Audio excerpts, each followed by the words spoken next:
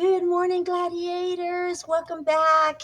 It is Monday. Yay! We made it through another week, and we are now working on our pretty yellow folder, which is week November 9th through the 13th. I haven't published it yet, but I will do it in a few minutes. Okay. Oops, it took me back.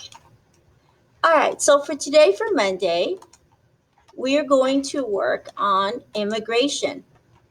So let's think about why people immigrate, okay? So you're gonna watch a Brain Pop immigration video. We have talked about immigration, I think almost every week, right? We've talked about it every week. Why is it that people immigrate? What is the reason behind it? Well, we know that for many reasons, it's a push factor, right? They're pushing out, they're leaving their country, not because they want to, but because they have to. So we'll talk a little bit more about what those push factors are. Now, and we've already mentioned that it could be because of war, it could be because of drugs, it could be because of famine, it could be because of religious persecution, it could be because there's no jobs. So, or people are being discriminated based on their culture beliefs, right? So we will talk a little bit about that. And then why would they come to the new world or to the United States? Why would they leave this country that they've known their whole lives, right? Well, they're probably going to go to a country that allows religious diversity, that has the opportunity for people to have jobs and growth, and the cultures are accepted. This would be the United States, right? So today we will talk a little bit about immigration of the United States. So we will analyze the factors that contributed to the United immigration of the United States. So remember, think about those push and pull factors. Look at this picture. So we'll talk a little bit about during the 1800s, late 18, early 19, during the Gilded Age, why people were coming. They say that everything looked really good from the outside, right? You look at, oh, America, it's an amazing country, which it is. But there was also a lot of discrimination for those people that did come into the New World. Think about how you had the Irish, the Germans, the Jewish people, right? They're all coming to the New World because either religious persecution, maybe even in Germany for a while there after World War II, many of them were being discriminated now because of what they did to the Jewish people. Think about, if we go backwards to the 1800s, let's talk about the Irish. Right, they were Catholic, but not only that, I mean, they were leaving because there was a lot of issues going on in their country, but mainly the potato famine, that they depended on that. And once that blight hit the potatoes, it caused a lot of problems with their agriculture. So many were starving, and they had to come to the United States. Okay, so we'll watch this video on the first immigration wave between 1820 and 1880, and again talking about the Germish and the Irish. You'll watch this video, and then we'll talk a little bit about it.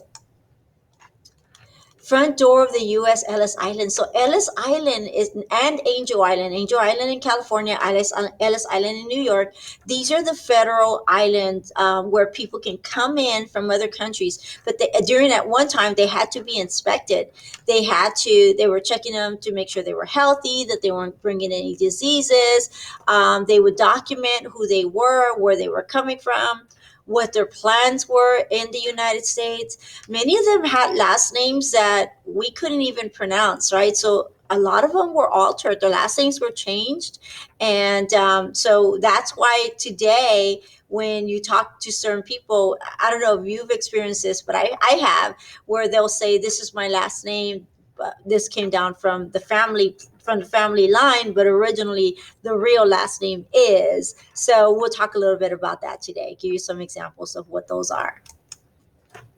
Then the second wave, 1880 to 1945. So these are the Eastern European immigrants that are still coming in. They saw land opportunity. They fled countries and war. These are the people that helped with the Industrial Revolution. Now, we learned on Friday how we needed to make some economic changes, right? Because many kids were working in plants that were working at a very young age, working those because their little fingers could go inside the machines, and they were working the landmines, No, not the landmines, the mining companies, and they were, it was dangerous for them. So a lot of those people were actually immigrants. Believe it or not, not many of them were Americans. A lot of them were immigrants, but still, we still needed to make that law because you couldn't have children working if they were 6, 7, 8 years old when they should be at school learning, like you. Then the third wave, 1945 to 2000. So we'll talk a little bit about how many of the Jewish community started immigrating to the United States. People from Mexico come to the United States. um, 1945. This is right around World War II. Everything that's happening in Germany. Many were able to actually make it to the New World, and then obviously the issues that we're having with Mexican immigration right now.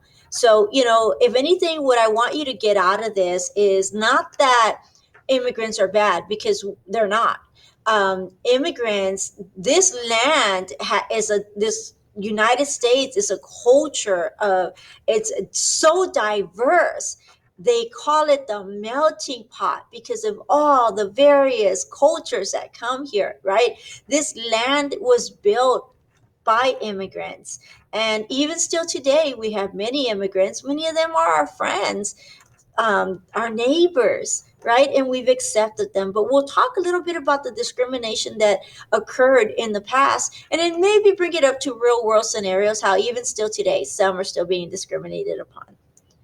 All right. So you're going to do this immigration push and pull assignment. You're going to drag and drop. A lot of these answers you will find from those videos. Okay, very simple, simple, simple, simple. Okay, we made it very easy for you because we don't want to overwhelm you. We've talked about immigration, but we just want to make sure that you can keep that rationale in there and understand why we have immigration and what the issues are today.